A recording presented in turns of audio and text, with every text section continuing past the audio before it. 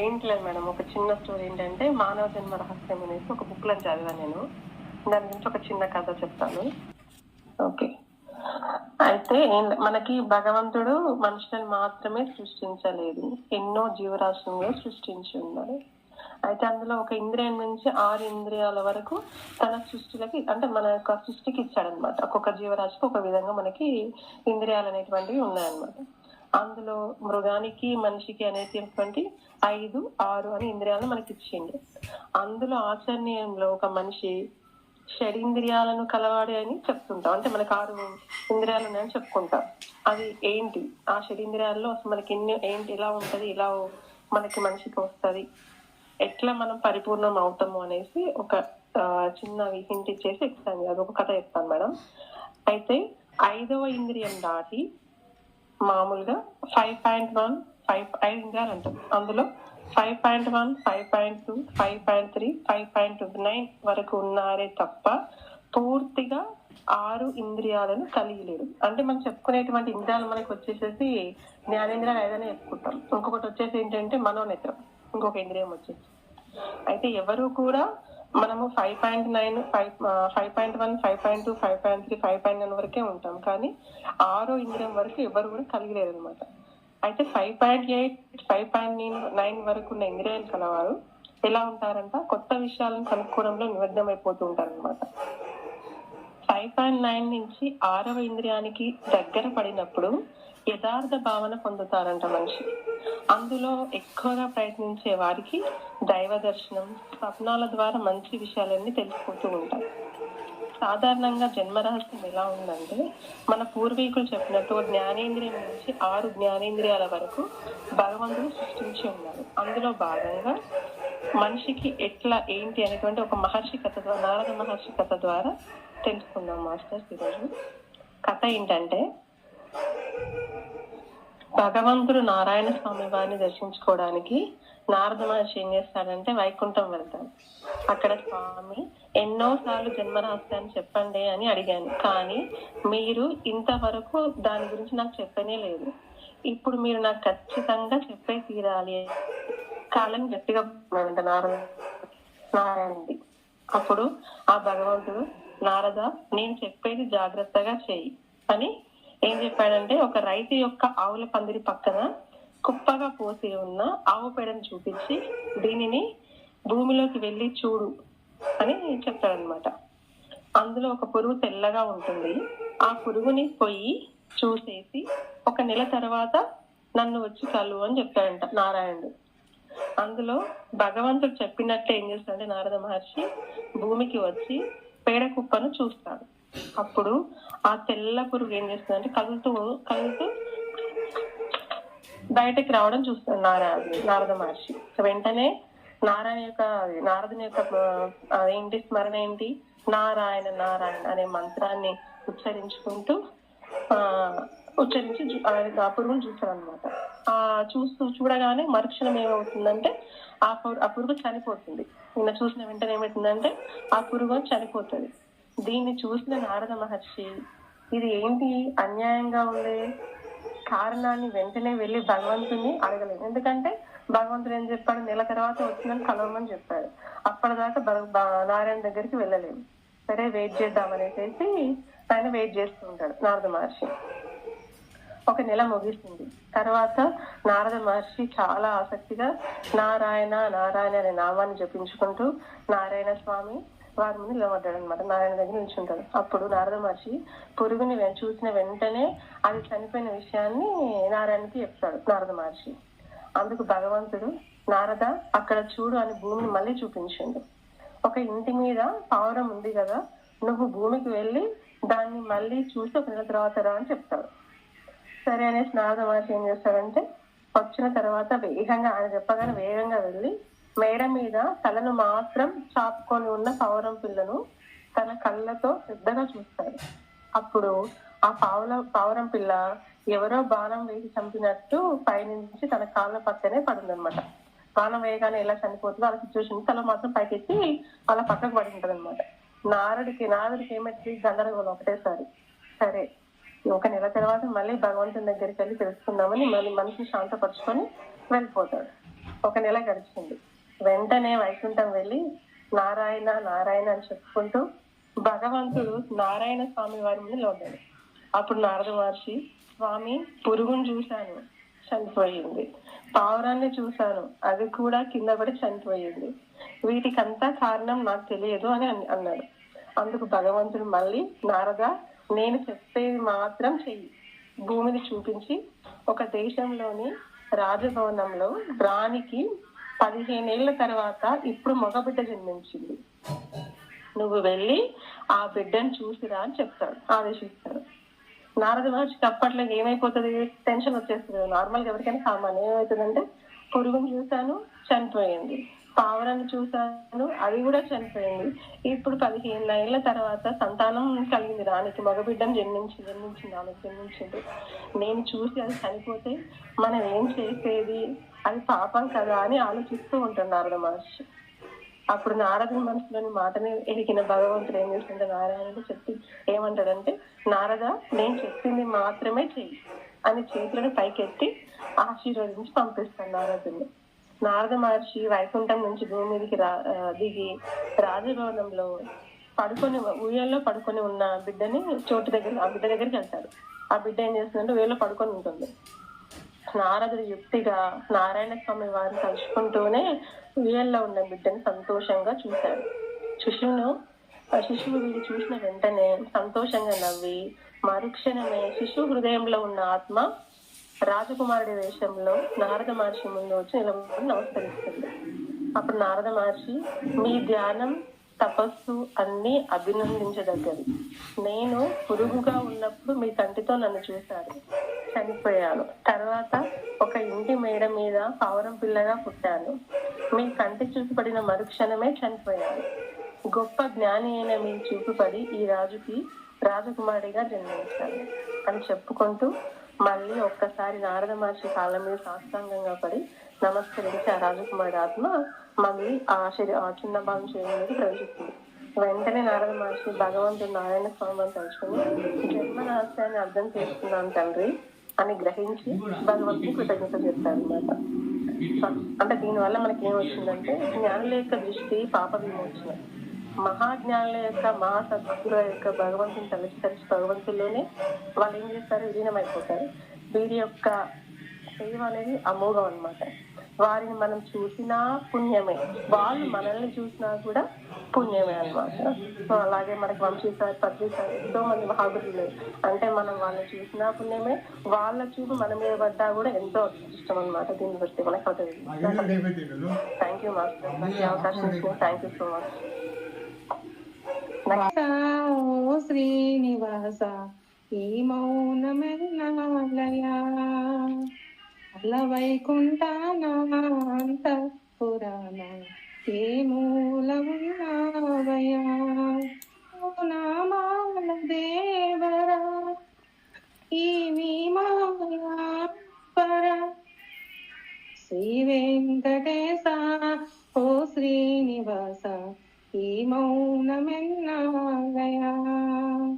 అల వైకుంఠానంత పురాణ ఏ మూల ఉన్నావయా మా కంటి చలువా కోనేటి కలువా కన్నీటి కొలువెందుకే నడిరాయి జాములో తడిలేని సీమలో సూర్యుడు పువ్వల్లెనే మా కంటి చలువా కోనేటి కలువా కన్నీటి కలువెందుకే శ్రీ శ్రీనివాస శ్రీ వెంకటేశ ఈ మౌనమున్నాలయా అల వైకుంఠానంత పురాణ ఏ మూల ఉన్నావయా బతుకే బరువు ఈ నేలకి కరుణే కరువు ఈ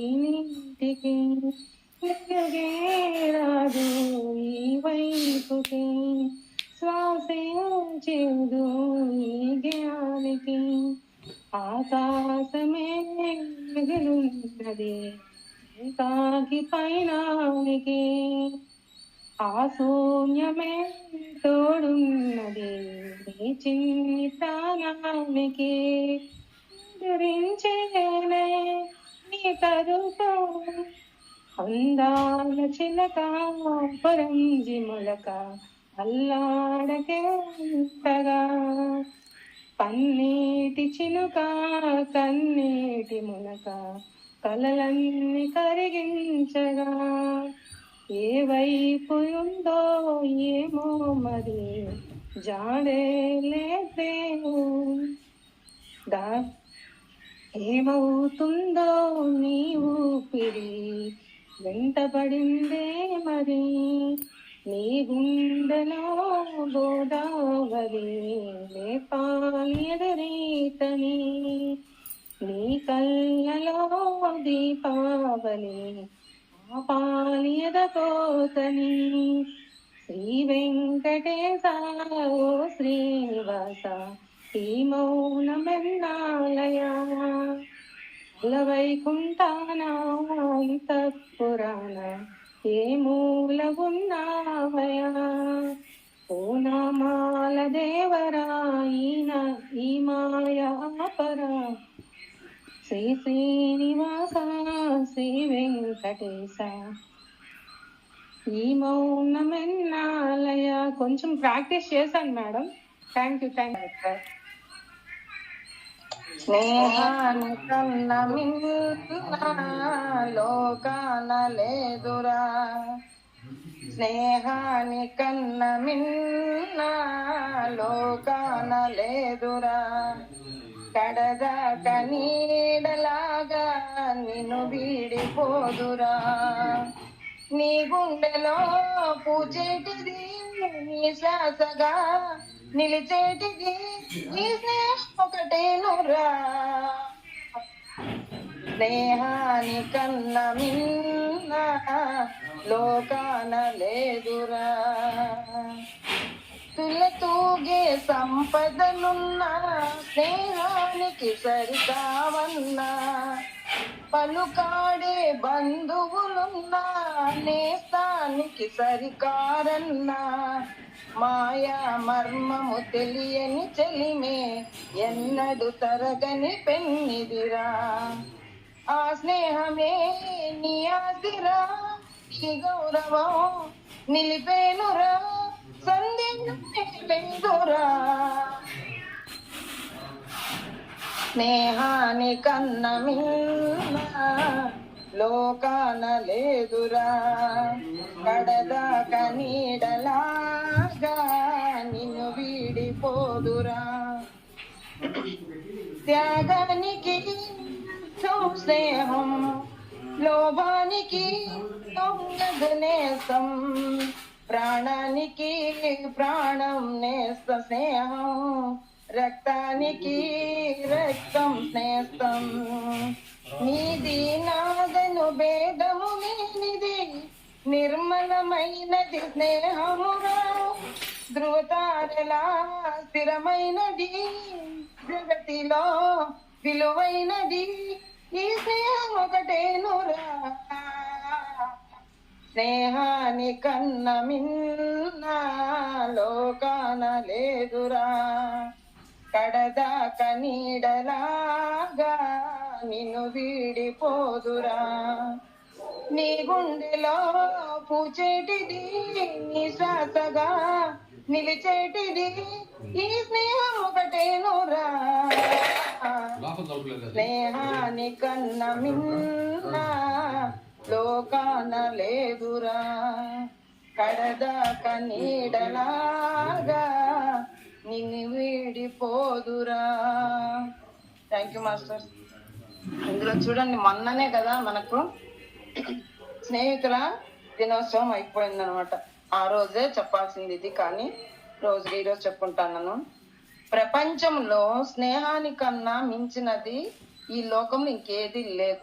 దీనికి ఎన్నెన్నో ఉదాహరణలు మనం చెప్పుకోవాలంటే పూర్వకాలం నుంచి ఎన్నో రకాలుగా ఎంతో మంది మనకు సాక్షులుగా ఉన్నారు, చరిత్రకారులు సాక్షులుగా ఉన్నారు మనకి.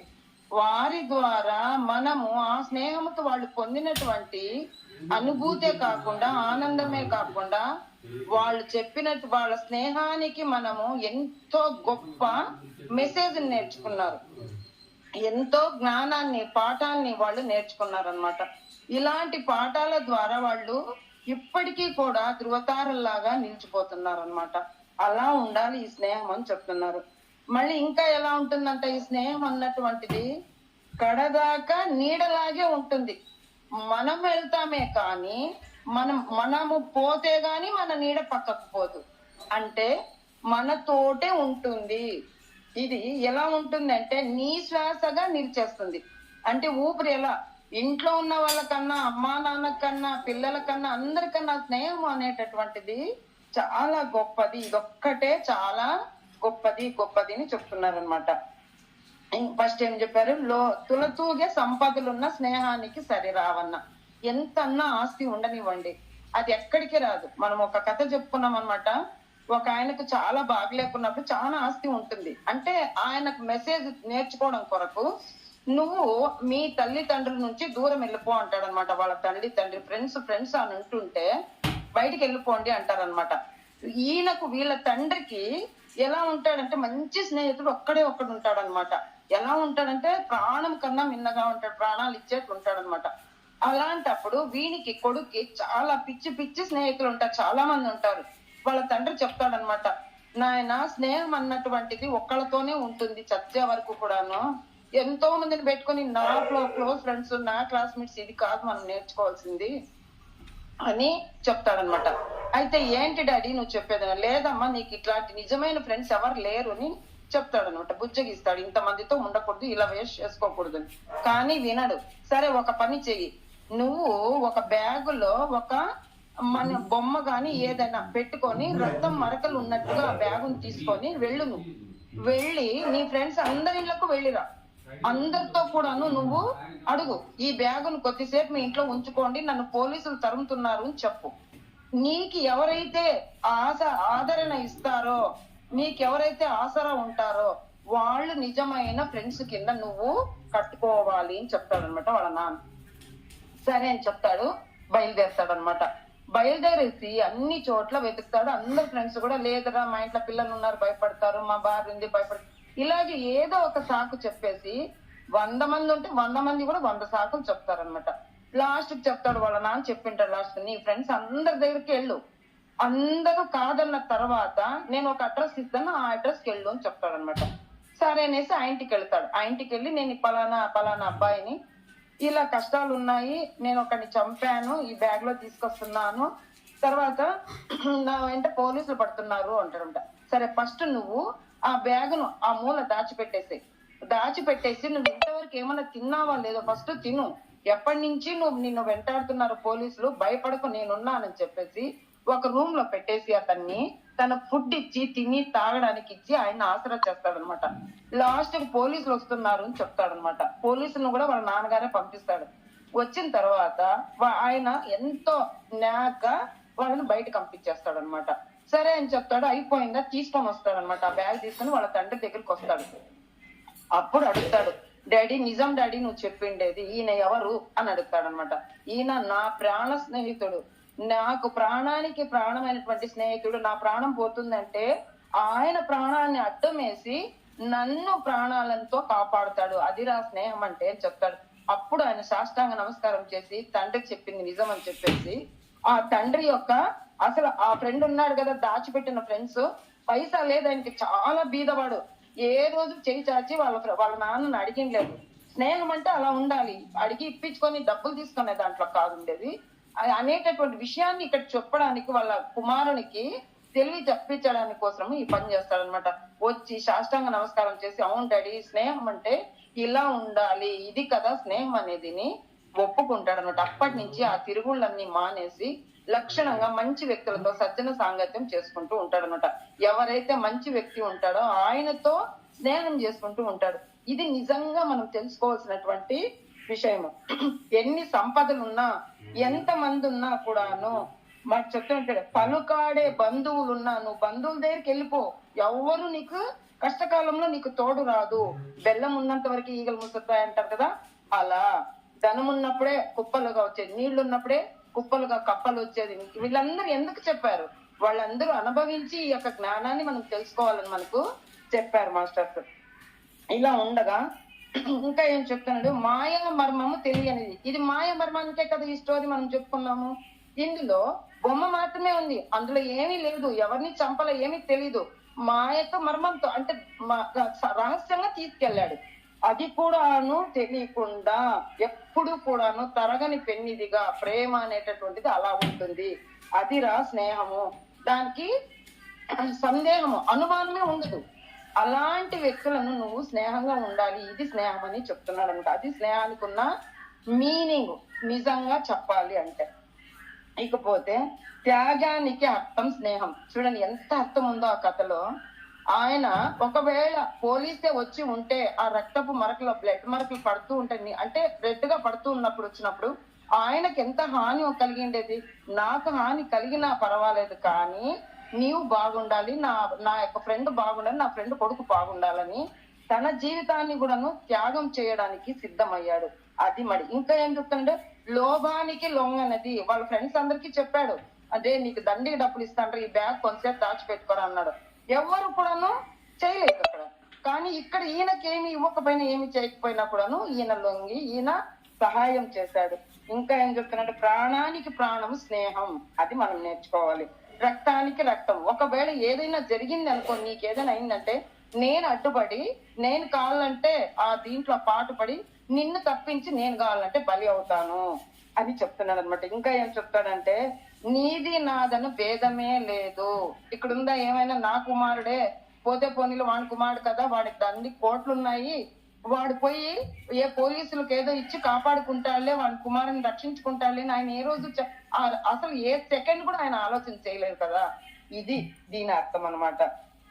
నిర్మలమైనది స్నేహము. అక్కడ గాబరా పడలేదు, ప్రశాంతంగా నాయన నువ్వు ఫోన్ చేయి, నువ్వు నీళ్ళు తాగు, తర్వాత కావాలంటే నీకు నేను కావాల్సింది నేను చేస్తాను అని చెప్పాడట. ఇది కదా ఎలా ఉంటున్నది, ధ్రువతారలో నిలిచిపోతుందంట. ఆ ధ్రువుడు ఎలాగైతే వాళ్ళ తండ్రి వాళ్ళ పినతల్లి చెప్పినటువంటి మాటకు కట్టుబడి ఉంటే అది శిక్షణగా అనుకోలేదు ఆయన. అది ఒక శిక్షణగా అనుకొని దీని ద్వారా నేను ఏది నేర్చుకోవాలి కాబట్టి వాళ్ళ అమ్మ కూడా ఏది తన యొక్క సౌతిని ఏమి అనలేదన్నమాట, మారతల్లిని ఏమి అనలేదు. ఎందుకు అంటే ఇక్కడ నీకు ఈ అవకాశం వచ్చింది కాబట్టి నువ్వు దీని నుంచి నువ్వు ఇది నిరూపించుకొని నీ తండ్రి మీద కూర్చోవడానికి నువ్వు చూపించుకో, ఇది కూడా నీకు అవకాశమే. లేకపోతే అంత చిన్న పిల్లవాడు వెళ్ళాలి అంటే తన తపస్సుకి వెళ్ళాలంటే ఎంత కష్టం ఉంటుంది చెప్పండి, వెళ్తారా? వెళ్ళరు కదా. మనం పంపిస్తామా ఫస్ట్ తల్లి తండ్రి అంపం మనము, అయ్యో చిన్న పిల్లవాడు అని వాడిని ముందుకు పోనీయమన్నమాట. అది ఇక్కడ నేర్పిస్తున్నాడు అనమాట. అంత విలువైనటువంటిది ఈ ప్రపంచంలో స్నేహం అన్నటువంటిది. అందుకే ఇది నీ నీడలాగా ఉంటుంది, ఎప్పటికీ కూడా నిన్ను వీడిపోదు. అలాంటి స్నేహాన్ని పొందమని మనందరం ఇంకా ఏం చెప్తాను, నీ గుండెల్లో పూచేటిది ఇలా ఉంటుందంటే ఎలా ఉంటుందంటే ఒక పుష్పం లాగా నీతో పాటు ఉంటుంది.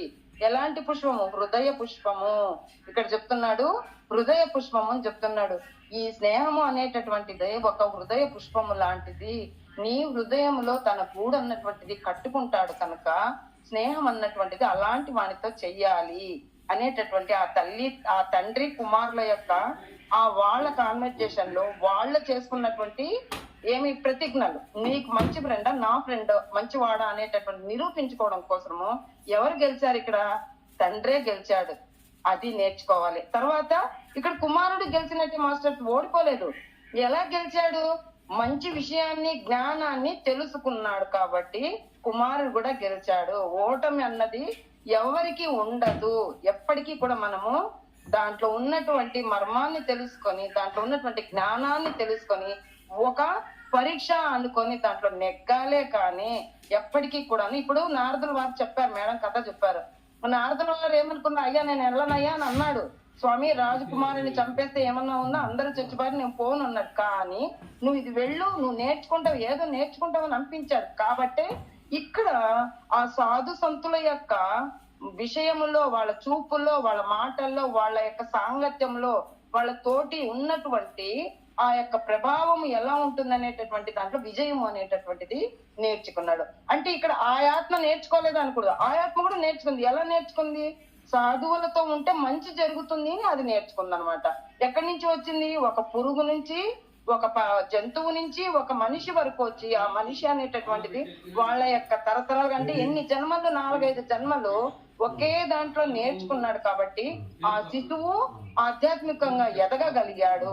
ఇక్కడ నారదుల వారు కూడా జ్ఞానాన్ని తెలుసుకున్నట్టయింది. నారదుల జ్ఞానం లేదని కాదు మాస్టర్, నారదులకు విష్ణు పరమాత్మల వారు అక్కడ ఇచ్చినటువంటి ఫస్ట్ చెప్పకుండా పంపించాడు కాబట్టి ఈ విధంగా ఉంటుంది, సజ్జన సాంగత్యం ఎలా ఉంటుందని అడిగినందువల్ల ఇలా ఉంటుంది, సాధువుల యొక్క సాంగత్యం ఎలా ఉంటుందో నిరూపించమని చెప్పినాడు గనక ఇది విషయం అన్నమాట. ఎందుకు సాధువులు అంటే గొప్ప వాళ్ళని అడుగుతున్నారు అని అనడానికి ఈ సాధువుల సంగత్యంలో ఇలా ఉంటుందని అది నేర్పించారు. స్నేహములో ఇంత మన జ్ఞానాన్ని నేర్చుకోవచ్చు అని చెప్పి ఈ యొక్క కథ నుండి తండ్రి కుమారుని దగ్గర నుంచి నేర్చుకున్నారు మాస్టర్స్. థ్యాంక్ యూ మాస్టర్స్, నాకు అవకాశం ఇచ్చినందుకు. Thank you. మనకు అనుకోకుండా మనకి ఇష్టం ఉన్నా లేకపోయినా వాళ్ళని మనకి ఇచ్చాడు. ఇచ్చిన వాళ్ళలో మనకి కొంతమంది ఇష్టమయ్యారా కాలేదా, వాళ్ళతో మనకి పడిందా పడలేదా, ఎన్నో గొడవలు ఉంటున్నాయి, మాట్లాడుకోరు, సొంత అక్కజల్లు అన్నదమ్ములే అలా రకరకాలు మన ప్రమేయం లేకుండా వస్తారు వాళ్ళు.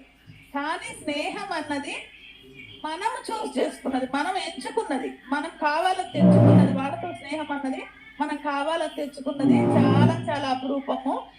ఆ స్నేహం చేయడం గొప్పతనం కాదు. ఇప్పుడు కొంతమంది నాకు 200 ఆడు ఫ్రెండ్ ఈడు ఫ్రెండ్ అనటం కాదు. ఒక స్నేహం చేస్తే జీవిత కాలం కూడా అది కొనసాగాలి. అంతే, చేసేటప్పుడు ఆలోచించాలి వాళ్ళు మనకి పూర్తిగా 100% నచ్చారా లేదా అని.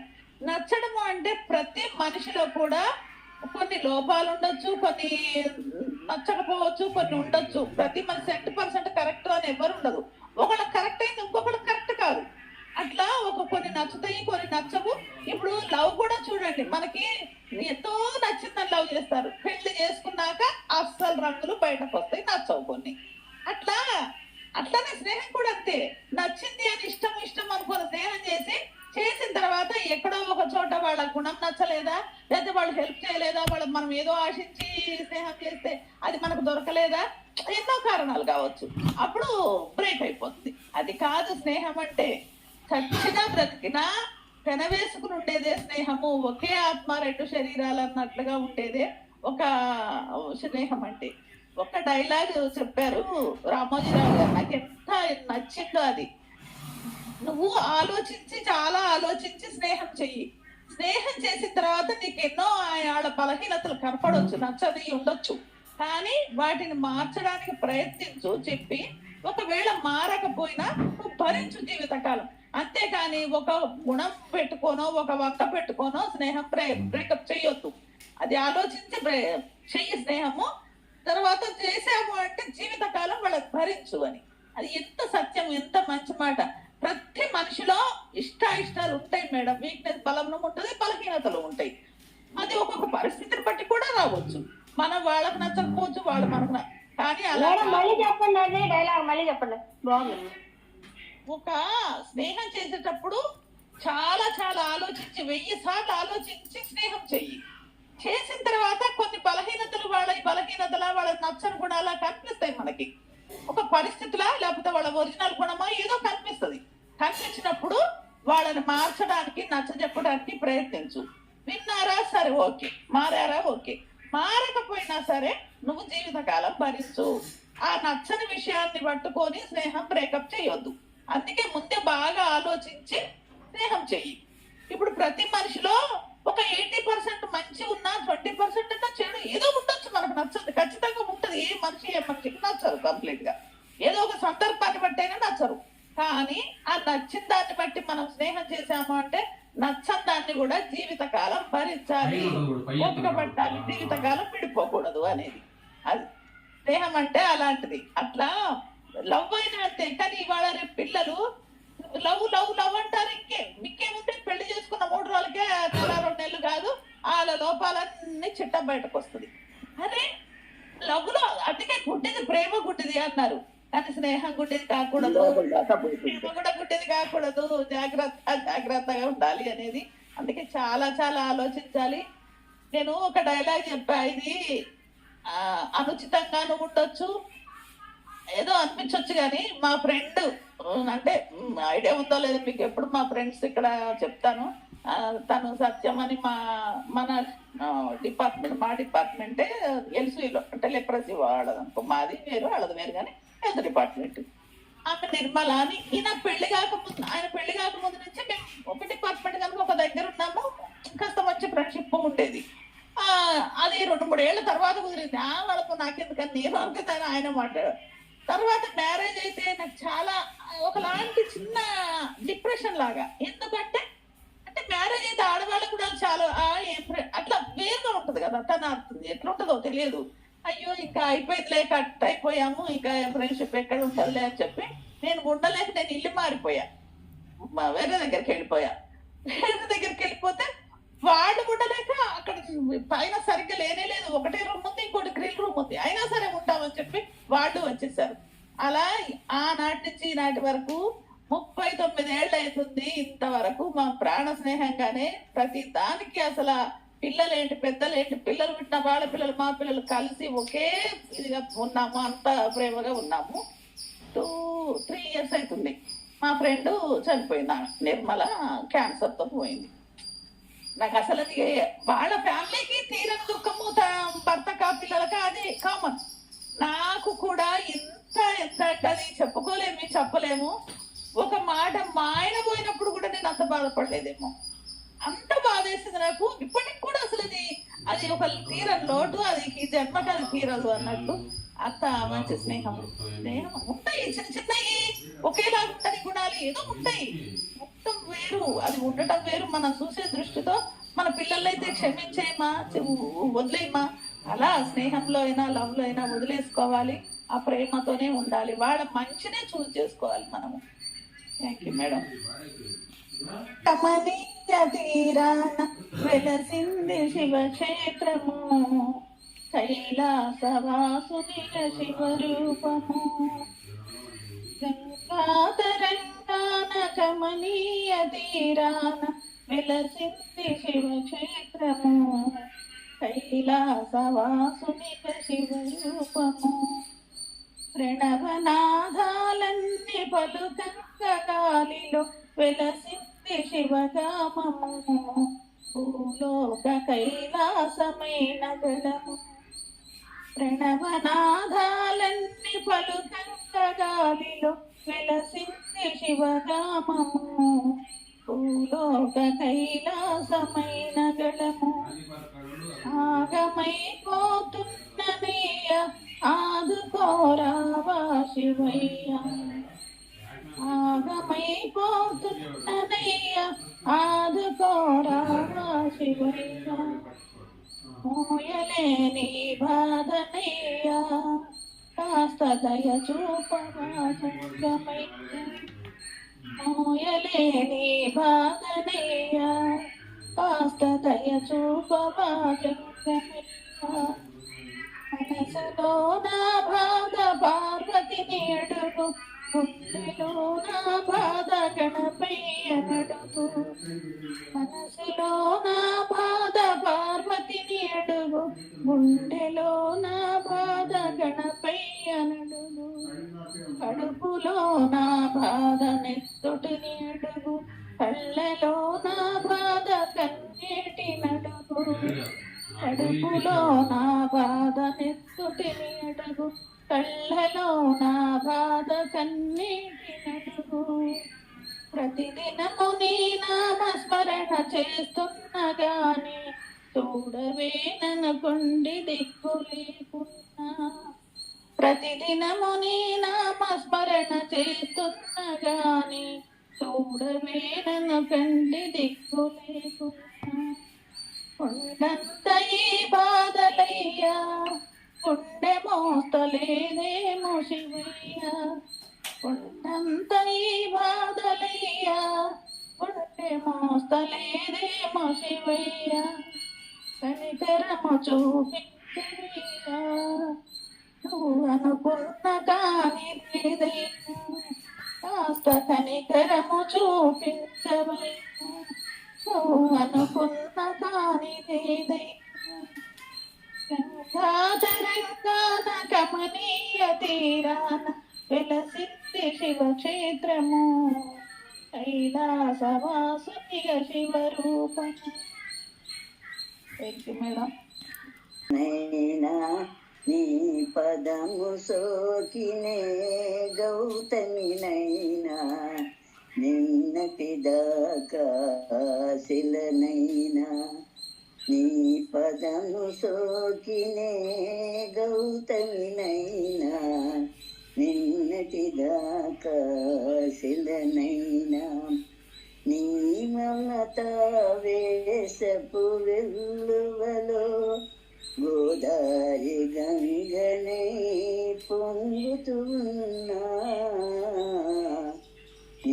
నిన్నటిదాకా శిలనైనా సరస సరగాల సుమరాణిని సరస సంగీతాల సారంగిని సరస సరగాల సుమరాణిని సరస సంగీతాల సారంగిని నువ్వకు ముద్దు మురిపాలు పలుక నువ్వకు ముద్దు మురిపాలు పలుక నువ్వంపు నటనాల మాతంగిని కైలాస శిఖరాగ్ర శైలూచిక నాట్య డోలలుగే వేళ రావేళ నన్నేళ నిన్నటిదాకా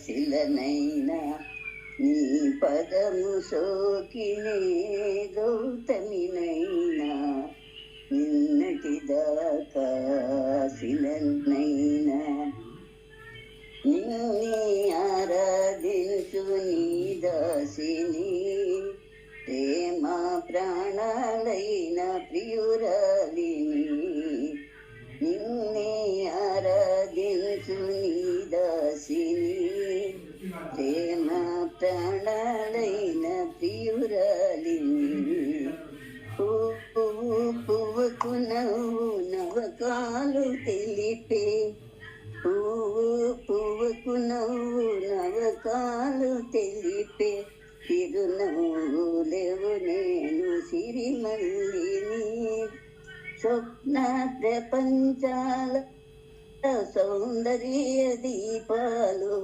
చెంత వెలిగే వేళ ఈ చెంత నీకేళ నిన్నటిదాకా శిలనైనా నీ పదము సోకినే గౌతమినైనా నిన్నటిదాకా శిలనైనా. అంతేనా? ఈ గణనాదం భజామ్యహం శ్రీగణనాదం భజామ్యహం శ్రీకరం చింతితార్థఫలదం శ్రీకరం చింతితార్థఫలదం శ్రీగణనాదం భజామ్యహం శ్రీగురు గుహాగ్రజం అగ్రపూజ్యం శ్రీగురు గుహాగ్రజం అగ్రపూజ్యం శ్రీకంఠాశ్రితం సిత సామ్రాజ్యం శ్రీకంఠాశ్రితం సిత సామ్రాజ్యం శ్రీగణనాదం భజామ్యహం శ్రీకరం చింతితార్థఫలదం శ్రీగణనాదం భజామ్యహం రంజితనాటకరంగతోషణం రంజితనాటకరంగతోషణం సింజితవర మణిమయ భూషణం రంజితనాటక రంగతోషణం సింజితవర మణిమయ భూషణం శ్రీగణనాదం భజామ్యహం శ్రీకరం చింతితార్థఫలదం శ్రీగణనాథం భజామ్య. Thank you madam. శ్రీ గురుభ్యో. కరా నాద శరీర పర వేద విహార హర జీవేశ్వర శంకర శంకర నాద శరీర పర వేద విహార హర జీవేశ్వర శంకర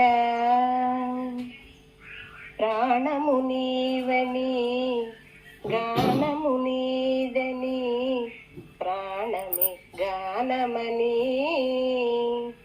మౌన విచక్షణ గాన విలక్షణ రాగమే యోగమని నాదోపాసన చేసిన వాడను నీ వాడను నేనైతే నాదోపాసన చేసిన వాడను నీ వాడను నేనైతే దిగ్గరీంద్రజిత హిమగిరీంద్రజిత గంధరానీల క్షుద్రులెరుగ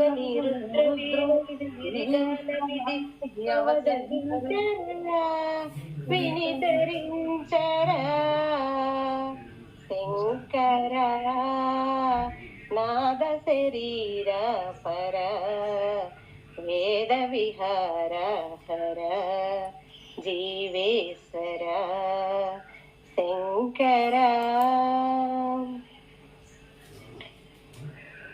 మెరిసే మెరుపులు మురిసే పెదవులు చిరు చిరు నవ్వులు కాబోలు ఉరుమే ఉరుములు సరిసరి నటనలు సిరి సిరి మొవ్వలు కాబోలు మెరిసే మెరుపులు మురిసే పెదవులు చిరు చిరు నవ్వులు కాబోలు ఉరుమే ఉరుములు సరిసరి నటనలు సిరి సిరి మొవ్వలు కాబోలు పరవసాన్న సిరుసు గంగా ధరకు జారిన శివగంగా పరవసాన్న శిరసు గంగా ధరకు జారిన శివగంగా నా గానలహరి నువ్వు మునగంగా ఆనంద వృష్టిని తడువంగా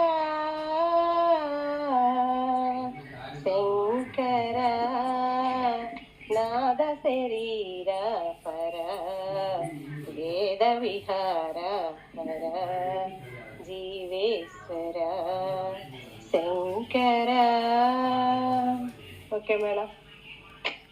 చాలా బాగుంది.